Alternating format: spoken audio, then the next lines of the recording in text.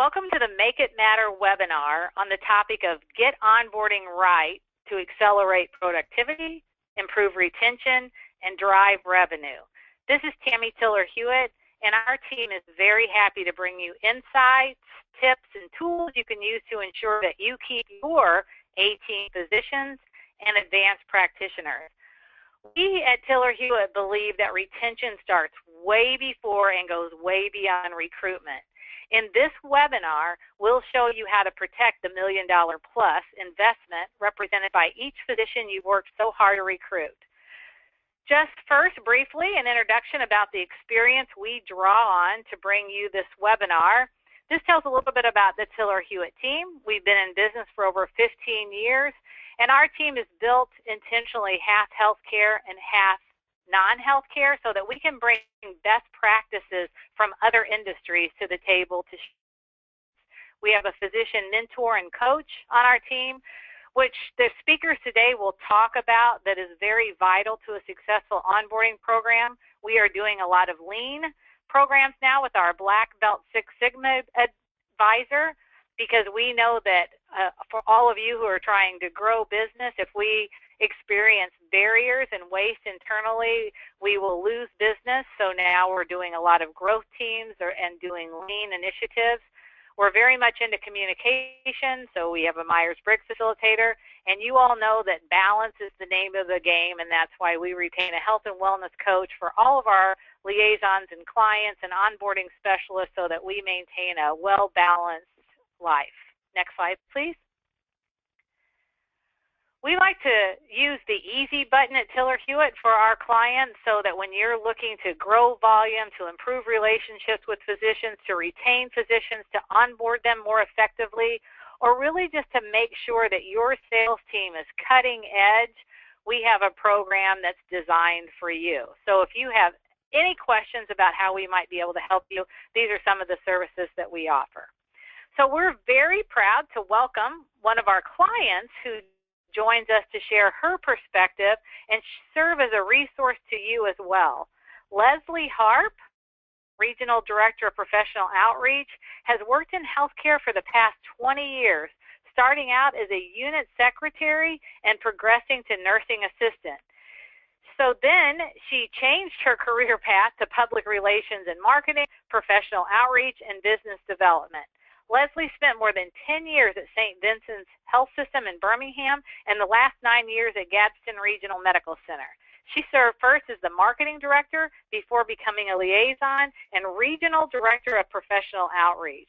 Based on her professional path and experience, Leslie provides very valuable insight about what it takes to establish and sustain a successful onboarding program. Kristen Willoughby is a market outreach manager and onboarding specialist with Tiller-Hewitt Healthcare Strategy. Kristen brings a background in physician relations, sales, retail management, there's that non-healthcare experience I was talking about, and customer service to the Tiller-Hewitt team. Kristen's previous role was on your side of the desk as physician liaison at Gadsden Regional Medical Center. Kristen applies her expertise and experience gained in the field to implement and manage physician relation programs as well as onboarding and retention teams.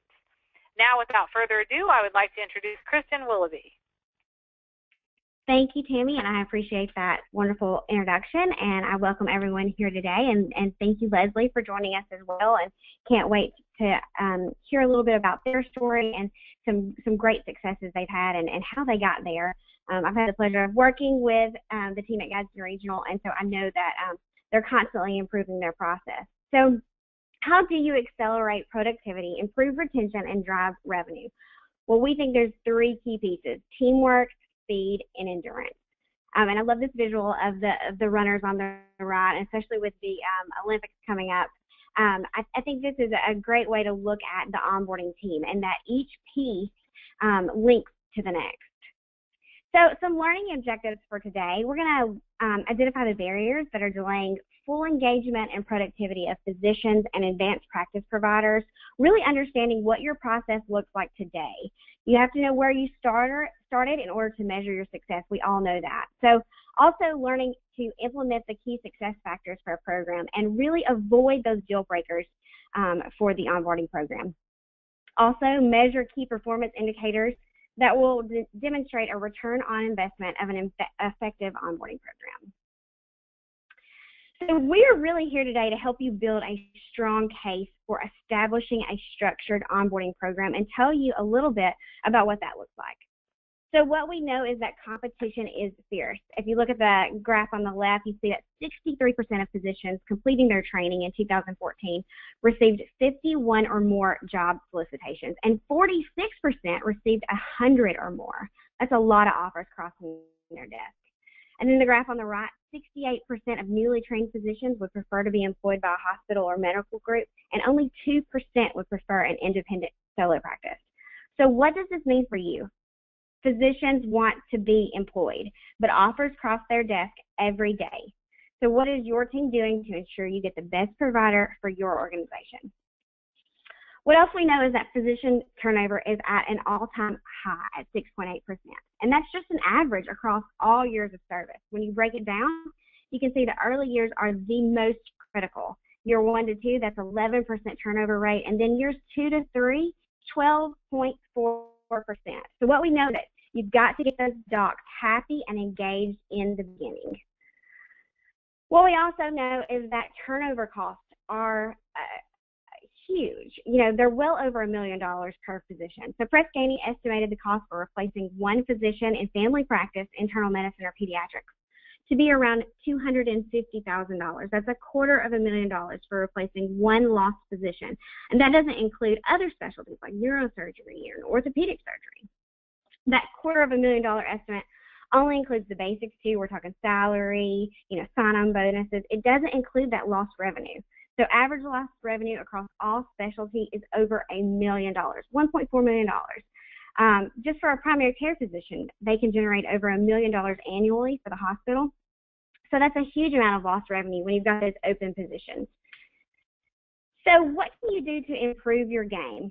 Tiller-Hewitt has a philosophy, as Tammy mentioned earlier, and we believe that long-term retention starts way before and goes way beyond recruitment.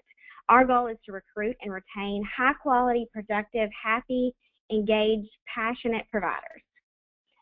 So CHECA and AMGA conducted a survey on physician retention and asked hospital leaders if they had an onboarding program. So 85% of those facilities said they did have an onboarding program, but when asked if they have a formalized committee or task force devoted to onboarding, 67% said no. What that tells us is that most facilities consider orientation to be onboarding. And one thing we know for sure from experience is that orientation does not equal onboarding. Onboarding is not an event. In fact, you should be onboarding new providers for 18 to 24 months after their arrival. I love this graphic. You liken orientation to the lone paddler in the canoe, and onboarding is more like that strong rowing team working together to achieve their results. Trust me, they're going to get where they're going a lot quicker and more efficiently. So your onboarding program has to have key goals to stay on track. We know that. Tiller-Hewitt's onboarding program goals are to increase long-term retention, reduce new provider ramp-up period for immediate productivity, increase provider satisfaction, and loyalty. We want those physicians not only satisfied but loyal. Enhance future recruitment through provider participation. Bring information back to the team constantly to improve the process. And then also improve internal collaboration. Tammy introduced Leslie, and as I said, I worked with Leslie as a liaison at Gadsden Regional Medical Center when she was marketing director there. And Leslie's going to share some of her key experiences and the steps her team took to establish a successful onboarding team. Leslie? Thank you, Kristen, and thank you for your time and attention today. I wanted to share a little bit about my background with you, let you know my perspective of the onboarding process. I worked in healthcare for many years in marketing, and prior to becoming a physician liaison here at Gadsden Regional, I was the marketing director. In this role, I was able to see how the onboarding team was established, the lessons we learned along the way, the tough lessons, and share those with you, and the severe needs for this team, and to have a successful outcome for each physician each time. Our primary service area in Gadsden is about 30,000, and our secondary market is about 90,000 plus. Gadsden Regional has 346 licensed beds, and offers a full-service facility, 18-bed ER, cancer center, wound healing center, rehab center, and a women's and children's center. I hope this glimpse into our area may connect your facility to several examples that I'm about to share. Now, the real world, the real in the field examples, we have an example of a private versus employed cardiologist. This takes me back a couple of years. Our team onboarded 2 cardiologists at one time, and 1 employed and 1 in private practice. And even though we offered the same orientation for both providers, we had a powerful lesson to come from this situation. During our employed cardiologist orientation, our COO was scheduled to conduct the cath lab tour, and this tour felt very robotic and impersonal because the COO not just only introduced the employed cardiologist to the director and didn't include the staff members in the introduction. However, when the private practice brought in their new cardiologist, they scheduled time for the provider to meet all cath lab staff in the staff lounge for breakfast and lunch before their new doctor's start date. This made a huge difference in the participation of the staff, and the private practice physician seemed warm and friendly and ready to work as a team with the staff members. On the other hand, our employed physician didn't have that opportunity to get to know the staff on a personal level and started him off on the wrong foot. Ultimately, this led to more referrals for the private practice physician and less cooperation from the staff with our employed physician. Our big lesson learned: let's take a page out of the private practice book and personalize the onboarding process. Connect the staff whenever we can, and any connections we can make prior to the start date, that's when we need to do it. The next example I have is one of a neurosurgeon recruit. This is an in-demand specialty, and we were thrilled to have one coming to Gadsden to work. We introduced the recruit to an established neurosurgeon on his initial site visit. We showed him just a glimpse of the best equipment this neurosurgeon already had, so they were going to get the same when they got here. We had multiple large screens for viewing images, a large waiting room for patients. He was going to be the neurosurgeon, the only physician in the clinic. That's what these promises were made to this physician. There was a rush start date to accommodate the new recruit, and so during this rush, we had to make several changes, and those were different from the time of visit for the recruit to the time of his start date. So when the new neurosurgeon arrived, there was construction going on, and it made it appear that we weren't ready for him to begin.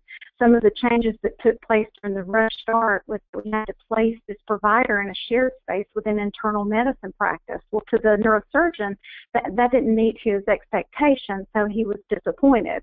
And probably the most significant lesson from this situation was when we introduced the physician to the staff. They acted surprised by the physician and even remarked, I didn't think he even said, I didn't think they knew I was coming. That was a huge lesson for us. It was embarrassing as a team that we missed this connection with the provider and the staff. The next example I have is called the FOL. This is called the Friends of Layla.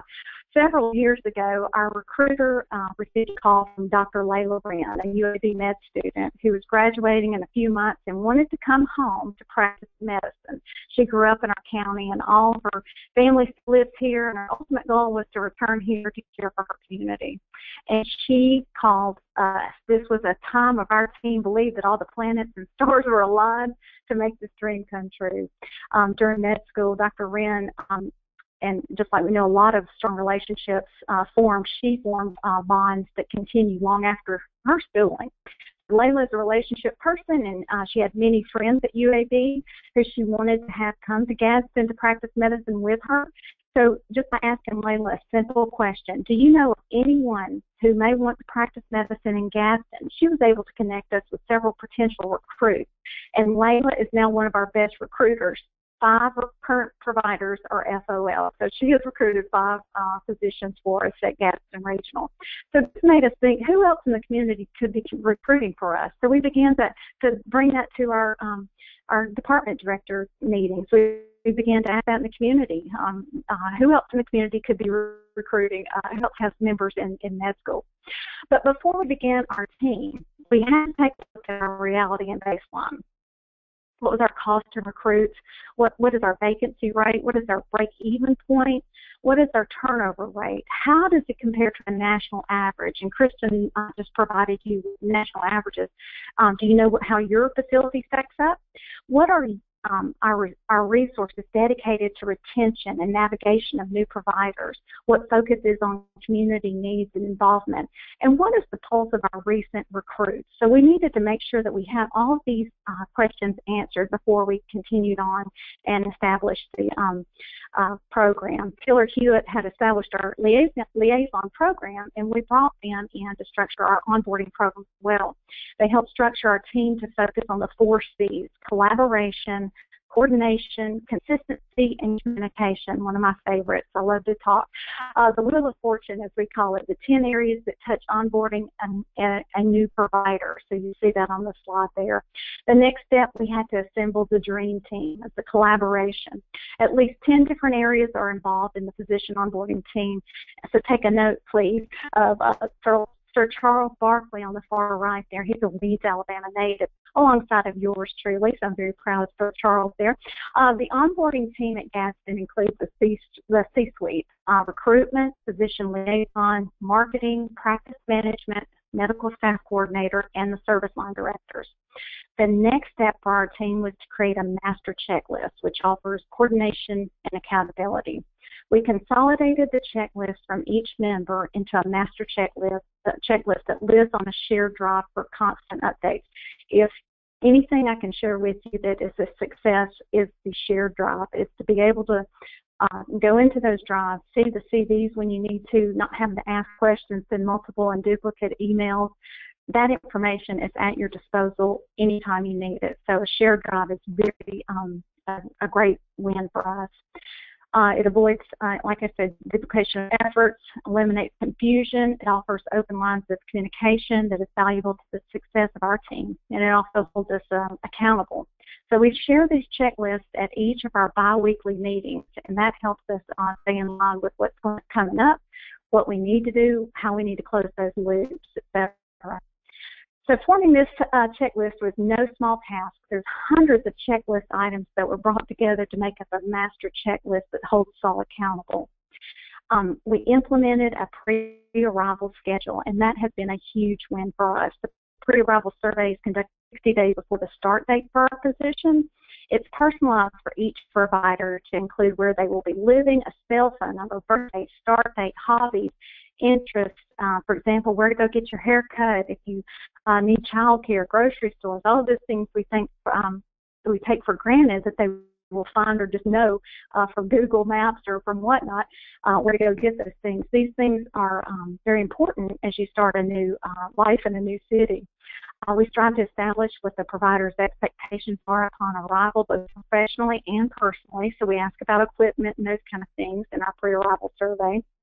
We're able to create a provider map, roadmap for us as liaisons. It includes the ride-alongs or shotguns, as we call them, where the physician gets in the car to go out in the community to meet potential referring physicians. We also try to connect physicians and families with community engagements and festivals. This past week we had a Rock the River event in Gadsden, and we were able to get a couple of new physicians there just to get a taste of what the community has to offer. So the next thing we did is we implemented a post-arrival survey schedule to keep that communication and consistency in check. We do this post-arrival survey 90 days after arrival. We also do 6 months, 1 year, and 18 months. We want continual feedback from those surveys to improve the onboarding process and make sure that the provider's expectations are being met. So we want to stay in line with that. What were the onboarding and navigation outcomes? There was a huge culture shift when we began to do an onboarding team.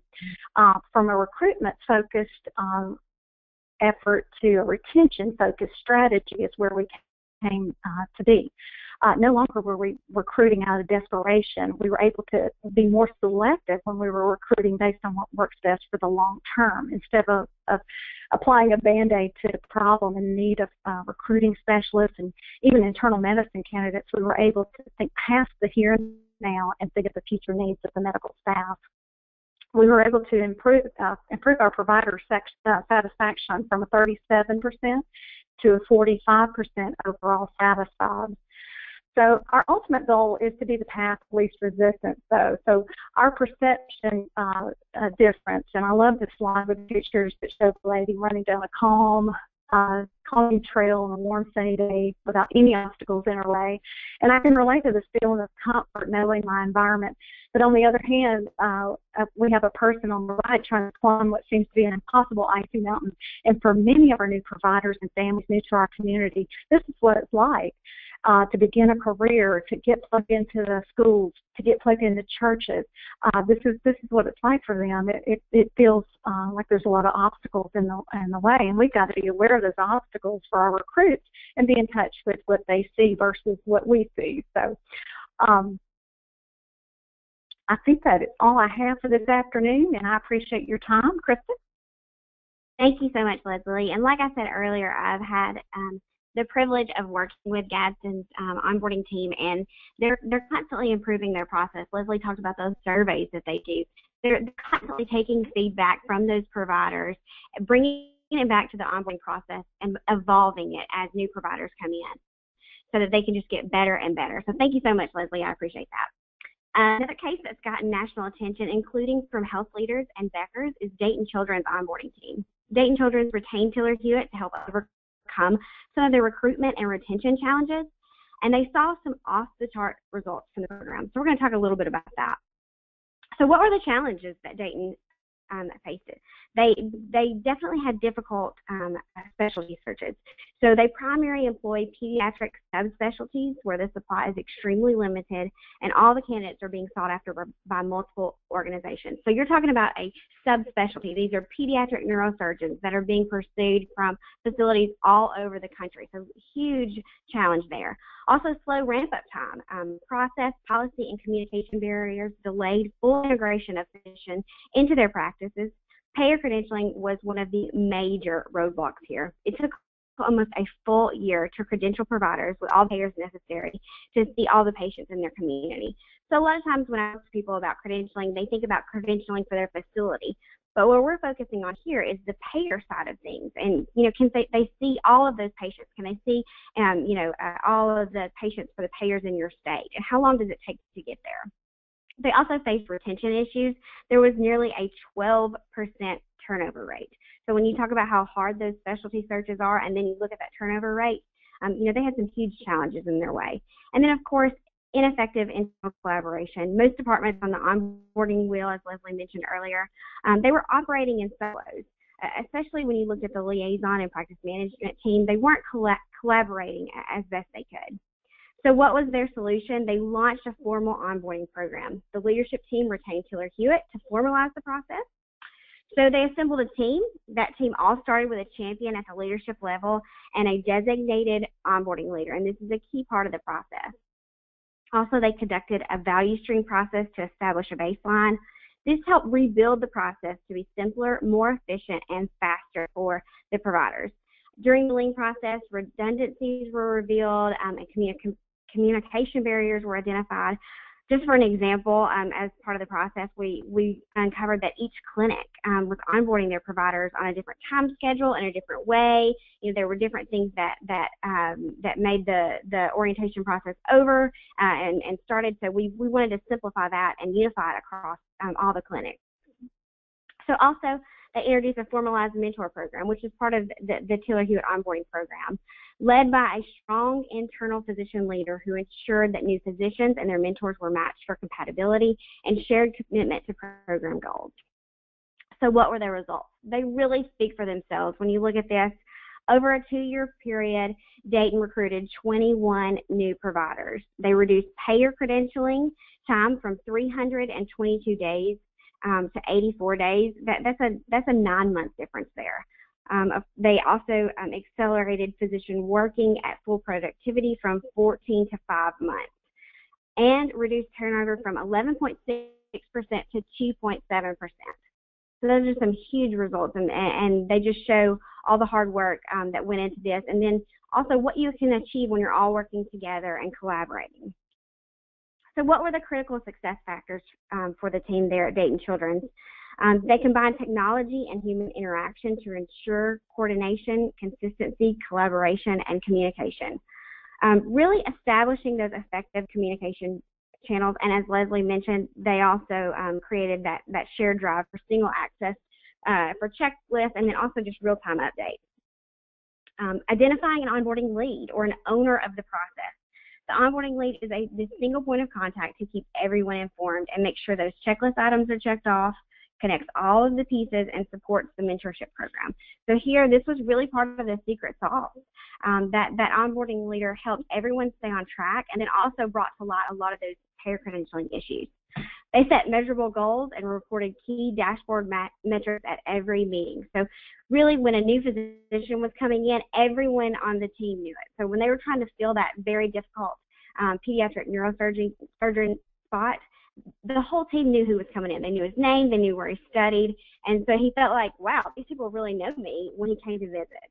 And that helped recruit those physicians faster. They continually seek feedback from physicians who recently completed the onboarding process. They conducted those Tiller-Hewitt surveys to measure program effectiveness and bring that information back to the team. And of course, define expectations early for the providers. So the leadership team, as an example, establishes a timeline for completing necessary paperwork during the contract phase, and this determined whether the provider got their sign-on bonus at what point he got that. Also, assign a mentor lead with the expectations of a one full year commitment. And Tiller-Hewitt provides those job descriptions, training, and introductions to the mentors and mentees. And this is a huge part of the process. This is something that got the C-suite really bought in, and they understood the importance of involving those physicians in the new recruits and how those mentees became mentors down the road. So it was a huge success factor for Dayton Children's. So if you don't think you can prove a return on investment on this program, these results show you can. There was a $1 million impact at Dayton Children's.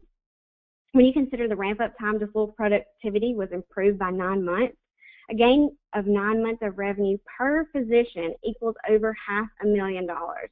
Plus the added benefit of retaining those physicians, which we know replacement costs are at a minimum of $250,000. This program had upwards of $1 million impact on their bottom line and continues to provide return on investment. So here we have the onboarding Wheel of Fortune, and Leslie mentioned it earlier, that there's 10 touch points on what we refer to as this Wheel of Fortune. This doesn't mean that you only have 10 people on your team or you have to have 10 people on your team. It can be a little bit more, it can be a little less, because sometimes team members may serve as multiple roles, but each player is just as important as the next.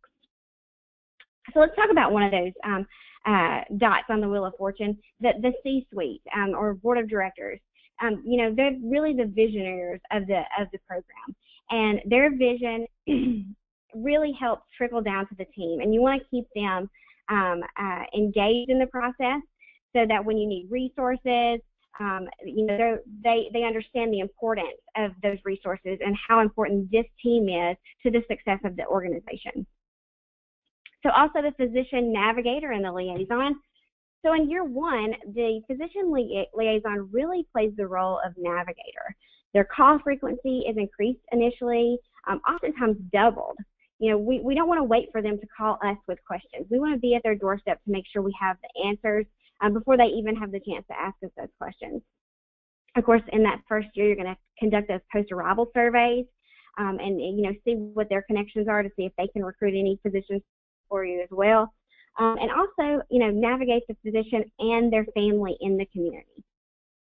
In year two and beyond, you really transfer into that liaison role. So you're really focused on growth and loyalty, data-driven. You're looking at those referral the process for that physician, and really managing that hospital one-on-one. Constant updates on changes at the hospital. We know that those primary care physicians who are referring to our hospitalists may not know everything that's going on at the hospital.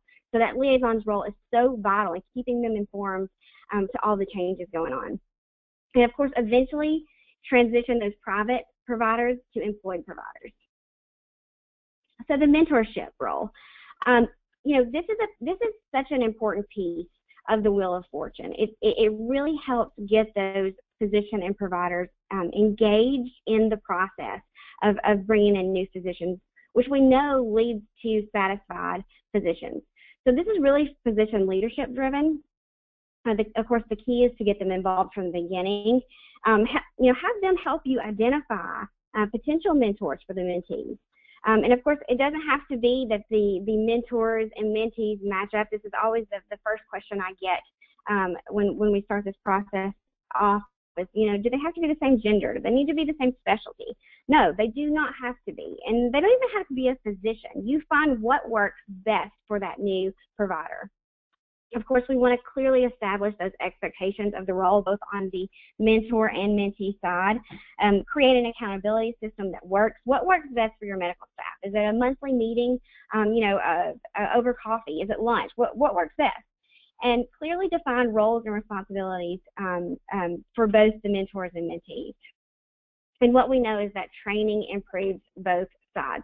It helps engage those physicians who are established, who've been there a while, and a lot of times they end up learning something from their own mentee. Maybe it's, how to pull up certain information on their iPad or their iPhone that new mentee, lives off of. So it's a growing process for both sides. Of course, the family. This can be your make or break it component in your onboarding process. What we love to say is happy spouse, happy house. Involve and interview the spouse. So when you're conducting those surveys that Leslie mentioned earlier, you really want to go to the family and ask those questions. What are the specific needs to their family? If they have extended family coming, do they have religious needs that they need met? And of course, their spouse's professional needs. And you really want to assign a navigator for the spouse. So who can you connect the spouse with in the community that can help, acclimate them to your local community and help them connect with, where to get their hair cut, if they want to be part of a CrossFit organization, help them connect with that. And of course, community involvement. This is such a key piece of the role where you have the community buy-in of these new physicians. We want to connect with the Chamber of Commerce, local charities. So what are the interests of your new provider and their family, their spouse? Do they want to be connected with local charities or organizations in the community? And of course, when you involve that community, you want to ask yourself, who locally can be your recruiters? Is there someone locally in medical school? Is the director of the Board of Education, do they have a son or daughter in medical school right now? And how can we make that connection to bring them back to the community? So really just an overview of the onboarding and navigation program. And of course, this is a high-level look at that. So first off, you want to determine your baseline. And of course, build your case with surveys and data. Then you want to assemble and identify the team. Of course, a big piece of this is a strong lead for that onboarding team, and then also a scribe, somebody there to take notes to help keep everyone accountable. And of course, Tiller-Hewitt starts the PHR Council in the beginning of our outreach programs, which becomes the core of the onboarding team. Then we conduct the lean process, really just a rapid improvement event. What are the things we can do to decrease redundancies or things that can be eliminated from the process? Kick off a mentor program, which is such a key role in this to help get those providers engaged, and develop and implement a master checklist, and also helpful to put that on a shared drive where everyone can access that in real time. So let us help you hit a grand slam.